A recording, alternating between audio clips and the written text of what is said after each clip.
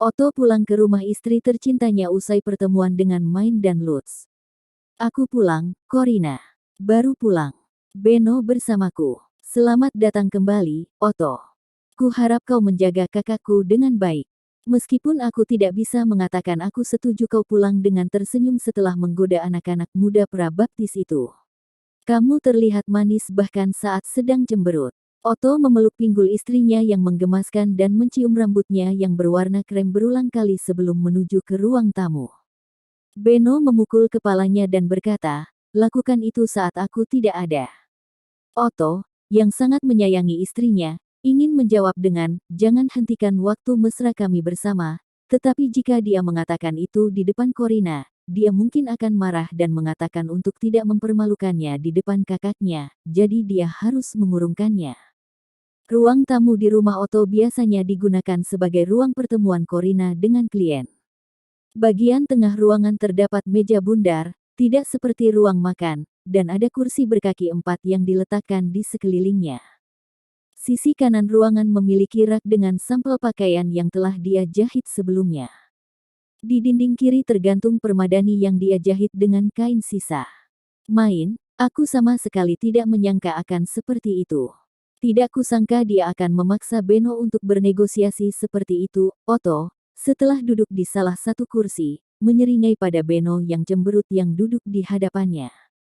Oh, kakakku, dipaksa bernegosiasi. Tolong ceritakan detailnya padaku, Otto sayang. Mata abu-abu Corina bersinar dan dia sedikit menggeser kursinya ke arah Otto saat dia menanyakan detail dengan suara manja. Dia jarang bertindak begitu manis, jadi sambil bertepuk tangan dengan antusias sebagai ucapan terima kasih untuk Main di dalam hati, Otto dengan santai menceritakan apa yang telah terjadi. Dan begitulah, Main membuat pertemuan itu jauh lebih menarik daripada yang kukira. Main putri kaptenmu, kan? Yang kamu katakan sangat pintar. Ya, yang itu. Tapi tahukah kau, sudah sekitar setengah tahun sejak dia menjadi asistenku dan aku masih belum mendapatkannya. Dia sangat tidak normal, aku benar-benar tidak tahu pola asuh seperti apa yang akan membuat anak kecil menjadi seperti dirinya. Otto telah bertemu dengan semua jenis orang dengan berbagai status di seluruh dunia sebagai pedagang keliling, jadi keanehan Main bahkan lebih menonjol baginya. Beno juga merasakan hal yang sama, yang menemaninya untuk menemuinya hari ini. Beno mengenal orang-orang dari semua lapisan masyarakat berkat jangkauan pekerjaannya sebagai pedagang. Otto, mantan pedagang keliling, memiliki wawasan yang luas namun dangkal. Beno, pedagang kota yang kaya, memiliki pemahaman yang luas dan mendalam tentang orang-orang kota itu. Hei, Otto, apakah dia itu benar-benar putri seorang tentara? Ya, tidak diragukan lagi. Tapi aku sependapat denganmu jika berpikir itu aneh. Apa maksud kalian berdua? Corina memiringkan kepalanya, penasaran. Otto memikirkan apa yang membuat Main tampak aneh dan mengatakan apa yang terlintas di benaknya. Pertama, penampilannya. Dia terlalu bersih untuk seorang anak dari seorang tentara. Pakaiannya adalah jenis pakaian bekas yang compang camping seperti yang kau perkirakan, tetapi kulit dan rambutnya sebersih peluit. Kapten itu pria paruh baya seperti prajurit lainnya, tetapi putrinya sama sekali tidak kotor. Mungkin ibu mereka merawat mereka dengan baik. Corina dibesarkan sebagai putri seorang pedagang kaya, dan meskipun dia telah melihat orang-orang miskin di sekitar kota, dia tidak memiliki pemahaman yang baik tentang gaya hidup mereka. Butuh waktu, uang, dan sumber daya untuk merawat kulit dan rambut seseorang. Dia tidak mengerti bahwa mereka yang miskin tidak memiliki kelonggaran untuk mengampuni mereka. Aku melihatnya saat musim dingin, dan tampaknya ibu mereka tidak berusaha keras untuk berias. Meskipun dia dan Main memang mirip, dia benar-benar cantik, benar-benar sia-sia dengan kapten. Main pernah diberitahu untuk menunggu di gerbang selama musim dingin ketika keluarga itu keluar untuk mengumpulkan parue. Otto melihat ibunya ketika dia datang untuk menjemput Main, tetapi tidak mendapat kesan bahwa dia lebih bersih daripada rata-rata. Apa menurutmu Main juga aneh, kakak? Beno meletakkan cangkirnya, menatap langit-langit, dan mendesah pelan. Ya, rambutnya berwarna malam, begitu halus hingga cahayanya mengkilap. Kulitnya putih bersih tanpa menunjukkan setitik kotoran pun. Tangannya halus bak bangsawan yang tidak tahu apa-apa tentang pekerjaan atau pekerjaan rumah tangga. Bahkan giginya pun putih. Segala sesuatu tentang dirinya bertentangan dengan pakaian compang-campingnya. Tidak peduli bagaimanapun aku melihatnya, itu semua tidak masuk akal. Rambut sangat halus sampai-sampai cahaya memancar darinya, katamu. Apa yang dia lakukan untuk membuatnya seperti itu? Apa? Corina, kamu sudah cukup cantik. Tenang, Otto. Aku bertanya pada kakakku. Otto berkedip karena terkejut betapa seriusnya dia. Wanita benar-benar sangat peduli tentang betapa halusnya rambut mereka. Corina jarang menunjukkan ketertarikan sebesar ini pada apapun kecuali menjahit. Sepertinya dia meletakkan sesuatu di rambutnya, tapi dia tidak mau memberitahuku. Jawaban Beno membuat Corina menatap Otto dengan mata penuh harap. Apakah dia akan memberitahumu, Otto? Dia sekarang ini mungkin sedang waspada. Aku tidak berpikir dia akan memberitahuku. Otto tetap memutuskan untuk bertanya pada Main saat dia melihatnya lagi, demi istrinya yang ingin mengetahui rahasia rambut halus. Dia adalah pria yang akan melakukan apapun untuk sang istri. Otto melanjutkan, "Yah, selain rambut, tangannya juga bersih karena dia terlalu kecil dan lemah untuk banyak membantu di rumah. Kulitnya mungkin sangat putih karena terbaring di tempat tidur dengan demam sepanjang waktu dan tidak sering keluar terpapar sinar matahari. Sekarang setelah kau menyebutkannya, pertemuan kita awalnya ditunda karena dia jatuh sakit," gumam Beno. Otto mengangguk sambil mengerutkan kening, teringat betapa pedihnya menghadapi kapten yang begitu gelisah setelah 5 hari demam Main tidak mereda. Jika Main terlihat seperti itu karena sakit, apakah kalian berdua benar-benar harus menyebutnya tidak normal? Corina memutuskan dari percakapan mereka bahwa Main bukanlah masalah besar. Dia mengangkat bahu seolah kehilangan minat, tapi Beno menggelengkan kepala. Tidak, bukan hanya penampilan. Yang benar-benar menarik bagiku adalah sikap dan nadanya. Dia membawakan diri dengan cara yang hanya dilakukan oleh orang-orang yang terlatih. Ini sulit, tapi orang tuanya bukanlah bangsawan jatuh yang disiplin dalam mengasuh keturunannya, kan? Kapten punya anak perempuan lagi, dan dia normal. Dia juga memiliki rambut halus dan kulit yang relatif bersih, tapi hanya itu. Dia tidak menonjol seperti Main. Beno mengangguk mendengar penjelasan Otto dan menatap Corina secara langsung. Corina, ada lebih banyak hal aneh tentang gadis itu daripada kelihatannya. Dia punya cukup nyali untuk tidak berpaling ketika aku memelototinya, kecerdasan untuk menyembunyikan detail rambutnya dariku dan mengubah hal-hal yang menguntungkannya, keberanian untuk bertaruh dalam membuat prototipe dengan tenggat waktu, keterampilan negosiasi untuk menambahkan kondisi menurut persyaratannya. Dalam dirinya tidak ada sesuatu yang seperti seorang anak kecil yang bahkan belum dibaptis. Ada anak kecil yang tidak berpaling setelah kamu pelototi. Gadis itu memang aneh, tidak diragukan lagi. Seru Corina, matanya melebar. Beno adalah anak tertua dalam keluarga dan Corina yang termuda. Jadi ketika ayah mereka meninggal tidak lama setelah kelahirannya, Benolah yang menggantikannya dalam banyak hal. Dia dibesarkan dengan dimarahi dengan kasar oleh Beno dan karena itu tahu betul betapa menakutkan tatapannya. Kamu tahu, dia juga punya ingatan dan pikiran yang bagus dalam matematika. Aku tidak percaya ketika aku memberinya batu tulis. Dia tahu bagaimana memegang pena dan menggunakannya sama sekali tanpa instruksi. Hampir entah bagaimana, seperti sudah tahu cara menulis. Mungkin dia belajar saat mengamatimu. Sela Corina sambil menuang anggur tambahan untuk Otto, setelah menyadari cangkirnya kosong. Otto menyesap sambil memikirkan bagaimana cara menyampaikan tanggapannya. Yah, aku memang menunjukkan padanya bagaimana melakukannya. Tapi menulis tanpa latihan tangan tidak sesederhana itu. Kau bisa saja menjelaskan bagaimana memegang pena pada seorang anak kecil selama 100 tahun dan mereka masih akan kesulitan untuk menarik garis. Apalagi menulis huruf. Kau benar, Corina tahu dari pengalaman mengajar magang-magangnya sendiri bahwa penjelasan verbal saja tidak cukup untuk dipelajari anak-anak kecil. Keterampilan matematika Main juga aneh. Dia bilang ibunya mengajarinya angka di pasar, Tapi mengetahui angka tidak berarti tahu cara berhitung kan? Tunggu, kata Beno. Para magang di tempatku tahu sedikit matematika. Mereka mempelajari dari menghabiskan waktu bersama orang tua mereka. Sebagian besar pedagang magang adalah anak-anak pedagang, sehingga banyak dari mereka tahu cara membaca, menulis, dan berhitung pada tingkat tertentu pada saat mereka dibaptis. Otto sendiri belajar membaca dan berhitung sambil berkeliling dunia bersama orang tua pedagangnya. Tapi matematika yang bisa dilakukan Main berada pada level yang sepenuhnya berbeda.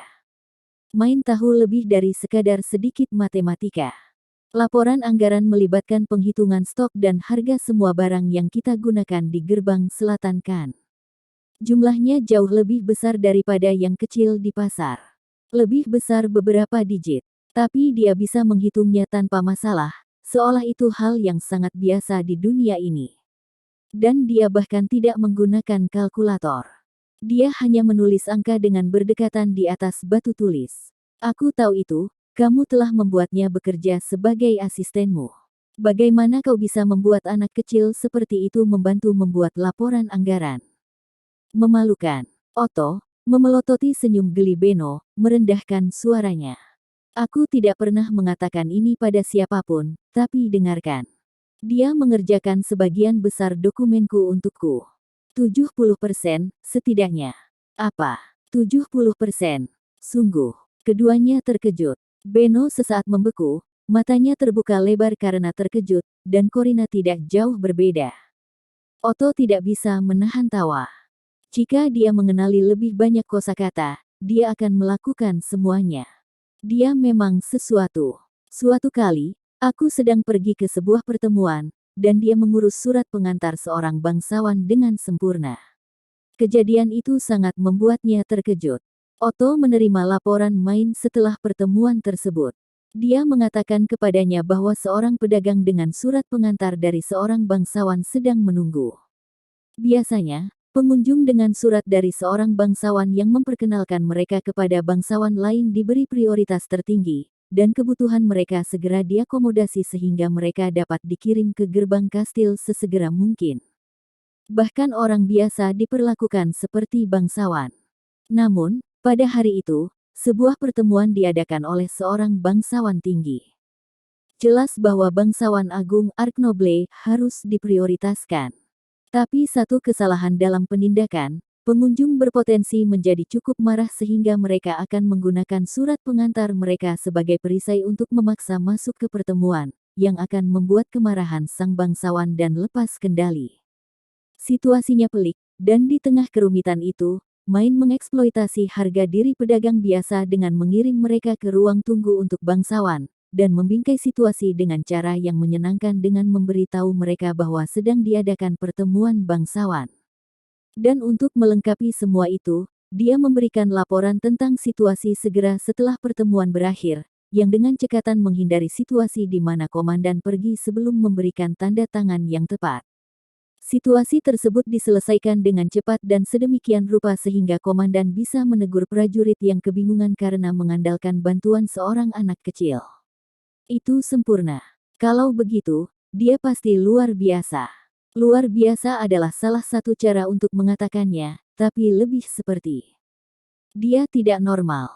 Ada yang aneh tentang dirinya. Tapi kurasa ayahnya, sang kapten, sama sekali tidak menyadarinya. Dia memperlakukannya seperti dia memperlakukan putri yang manis dan sakit-sakitan. Jika aku tidak mengatakan aku ingin menjadikannya asisten, dia mungkin tidak akan pernah sadar betapa cerdasnya dia. Itu bagus baginya karena dia memiliki orang tua yang tebal. Jika mereka menyadarinya, mereka mungkin akan mengusirnya karena dianggap aneh, kata Beno, membuat Corina mengerutkan alis. Tebal maksudnya bodoh karena tidak menyadarinya. Jangan bercanda. Aku tidak ingin membayangkannya. Jangan khawatir, Corina. Bahkan jika orang tuanya mengusirnya, Beno akan menjemputnya. Dia cukup hebat sampai bisa melawan Beno dan menang, kata Otto sambil menyeringai. Corina terkikik. Hei, Otto. Apa menurutmu gadis itu benar-benar akan membuat sesuatu? Beno menatap Otto dengan tajam sambil mengetukkan jari-jarinya di atas meja. Matanya yang coklat kemerahan telah berubah menjadi mata seorang pedagang yang mencari keuntungan di masa depan. Kertas itu bukan perkamen yang terbuat dari kulit hewan. Ya, dia akan membuatnya. Tidak diragukan lagi. Kamu tampaknya cukup percaya diri padanya. Belum lama ini aku memberinya gagasan bahwa jika dia tidak dapat melakukan sesuatu sendiri, dia harus membuat orang lain melakukannya. Sekarang Lutz telah menjadi lengan dan kakinya, dia tidak perlu takut.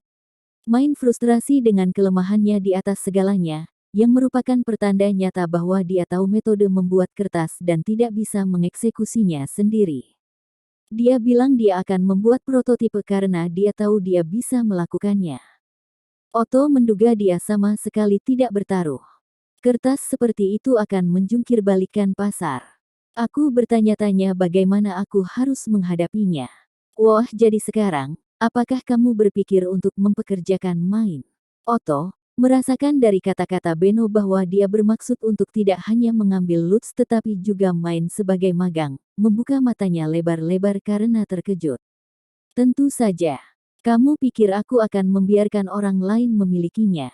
Apakah kau tahu berapa banyak produk yang akan diciptakan gadis itu? Tongkat rambut itu, benda yang membuat rambut berkilau, kertas non-perkamen, itu semua adalah penemuan yang kupelajari hari ini, tapi dia jelas menyembunyikan banyak hal lain. Dia akan jadi petaka hidup yang menghancurkan kemudian menyusun ulang pasar. Tahan. Dia asistenku. Aku tidak akan membiarkanmu mengambilnya dariku. Benno sepenuhnya benar, tapi Otto tidak menyadarinya. Dia telah menghabiskan setengah tahun terakhir untuk melatihnya secara khusus sehingga dia dapat membantunya saat musim anggaran. Ia tak akan membiarkan seseorang merebutnya tanpa perlawanan. Tapi Benno hanya tertawa puas dan melengkungkan bibirnya menjadi seringai. Gadis itu bilang pedagang adalah pilihan keduanya. Dia bahkan bilang tidak tertarik menjadi asistenmu. Kau hanya menghabiskan setengah tahun untuknya, kan? Menyerahlah. Cari orang lain. Aku tidak akan pernah menemukan seseorang yang hanya butuh 6 bulan pelatihan untuk menjadi setengah kompeten seperti dia. Jika Main hanya memikirkan ide dan Lutz yang mengeksekusi semua ide itu, apa masalahnya jika dia bekerja di gerbang? Paling tidak, dia tidak mau mengalah dalam meminta bantuannya untuk musim anggaran. Atau begitulah pikirnya, memelotot sekuat yang dia bisa, tetapi Benno lah yang tidak mau bergerak sedikit pun. Dia meletakkan cangkir dan membungkuk ke depan. Tidak, aku akan mendapatkan kontrak dengannya di Guild Dagang. Aku tidak akan mengambil risiko membiarkan orang lain membawanya.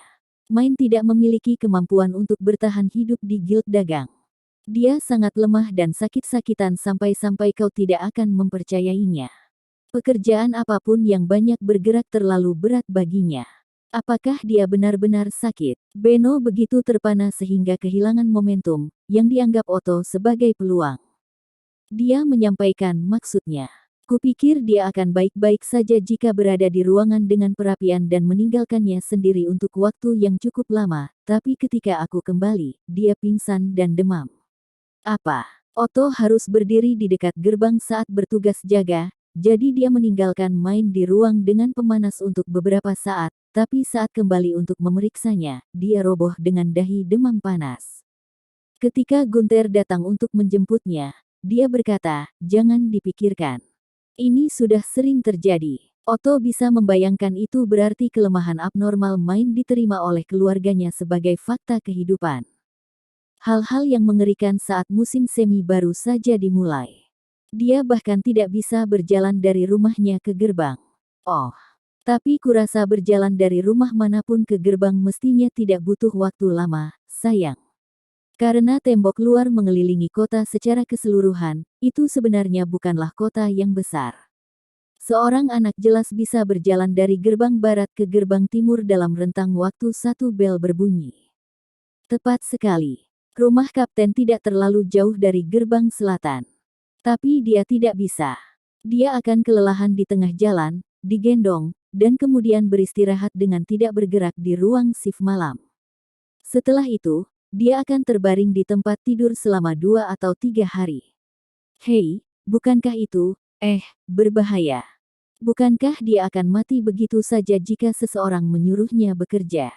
Itu kecemasan yang logis. Secara khusus, ukuran toko Beno semakin besar dan sibuk serta laku keras. Otto tidak menyangka Main akan mampu bekerja di sana dengan tubuhnya yang sakit-sakitan. Beno telah diberitahu bahwa dia sakit, tapi dia jelas tidak menyangka bahwa dia sakit-sakitan. Dia mengusap pelipisnya dan mulai berpikir. Setelah topik itu berakhir, Corina berdiri untuk menyiapkan makan siang. Di atas meja ada lampu, kendi kecil untuk mengisi cangkir, dan piring dengan tumpukan daging kering di atasnya untuk makanan ringan. Otto mengunyah daging asin kering itu, mengamati Beno menuang segelas segar untuk dirinya sendiri. Hei, Beno, kau yakin kau tidak tahu apa-apa tentang penyakit yang disebutkan Main? Yang tentang demam di dalam dirinya. Otto menyimpulkan dari reaksi Beno pada pertanyaan Main bahwa dia benar-benar tahu penyakitnya, dan itu benar. Beno sedikit mendongak, berpikir apakah dia harus mengatakannya atau tidak. Setelah beberapa saat merenung, dia mengeluarkan gumaman pelan, yang jarang sekali dia lakukan. Aku pikir itu mungkin menggerogotinya. Tapi aku tidak bisa memastikannya. Tidak cukup bukti. Petik 2. Menggerogoti. Penyakit macam apa itu? Itu bukan penyakit. Itu saat di mana-mana di dalam dirimu tumbuh terlalu banyak dan memakanmu hidup-hidup dari dalam keluar. Mata Otto terbuka lebar karena terkejut. Mana adalah energi misterius dan kuat yang tidak dimiliki rakyat jelata. Dia tidak sering melihatnya dan karenanya tidak tahu terlalu banyak tentangnya, tetapi sejauh yang dia tahu, dikatakan bahwa tidak ada negara yang bisa bertahan tanpa bantuan mana. Itulah mengapa para bangsawan, yang memiliki mana seperti yang mereka lakukan, memiliki kedudukan di atas rakyat jelata dan mengatur negara. Ini jarang, tapi terkadang mereka yang non-bangsawan juga diberkahi dengan mana. Tapi alat sihir yang dibutuhkan untuk melepas mana sangatlah mahal, jadi memang hanya bangsawan yang bisa memakai mana dengan benar. Beno, mengingat koneksi pasarnya dengan bangsawan, lebih banyak tahu tentang cara kerja negara ini daripada Otto. Aku tidak bisa memastikannya, tapi jika gadis itu digerogoti, itu akan menjelaskan sifatnya yang sakit-sakitan dan ukuran tubuhnya yang kecil. Masalahnya adalah, jika yang kita hadapi di sini benar-benar penelanan, maka tanpa alat sihir, tidak akan lama lagi gadis itu akan mati. Apa? Otto, dengan pikiran Gunther menyayangi Main melewati pikirannya, menatap Beno seolah-olah dia baru saja digebyur dengan seember air dingin. Tapi ekspresi Beno serius, dan Otto tahu dia tidak bercanda. Mana dalam dirinya akan meluap seperti yang dia rasakan, dan saat itu juga akan melahapnya hidup-hidup. Manusia biasa dengan mana biasanya tidak akan bertahan sampai mereka dibaptis tanpa alat sihir. Adakah yang bisa kita lakukan? Tanya Otto dengan putus asa. Mungkin Beno tahu solusi untuk masalah ini. Beno menghela napas dan menggaruk kepalanya. Dia bisa menghindari kematian jika dia menandatangani kontrak dengan bangsawan. Mereka akan meminjamkan alat sihir. Namun, itu akan membuat hidupnya melayang. Dia akan menjadi alat hidup di mana kekuatannya dalam dirinya ada hanya untuk dieksploitasi untuk para bangsawan. Sulit untuk mengatakan apakah mati muda bersama keluarganya akan lebih baik atau lebih buruk dari itu. Kata-kata Beno tidak mudah untuk dikatakan. Otto sendiri tidak tahu mana yang lebih baik. Dia tidak ingin mati, tapi dia juga tidak ingin menjalani hidup dengan melayani bangsawan seperti ternak. Otto, jangan terlalu serius. Kita belum tahu apakah itu benar-benar sudah melahapnya, kata Beno. Sejak awal, dia akan berada di ambang kematian jika dia benar-benar dilahap. Dia takkan bisa berjalan-jalan di luar seperti itu. Begitu, dada Otto secara bersamaan dibanjiri dengan sedikit kelegaan dan kegelisahan yang luar biasa. Main beberapa kali berada di ambang kematian. Dia dengar bahwa dia hanya mampu berjalan keluar karena kerja keras berbulan-bulan, dan sebelumnya dia hampir sama sekali tidak pernah keluar. Apakah dia akan baik-baik saja? Apakah dia harus melaporkannya pada Gunther? Otto menelan pusaran perasaan dalam dirinya dengan meneguk alkohol dari cangkir.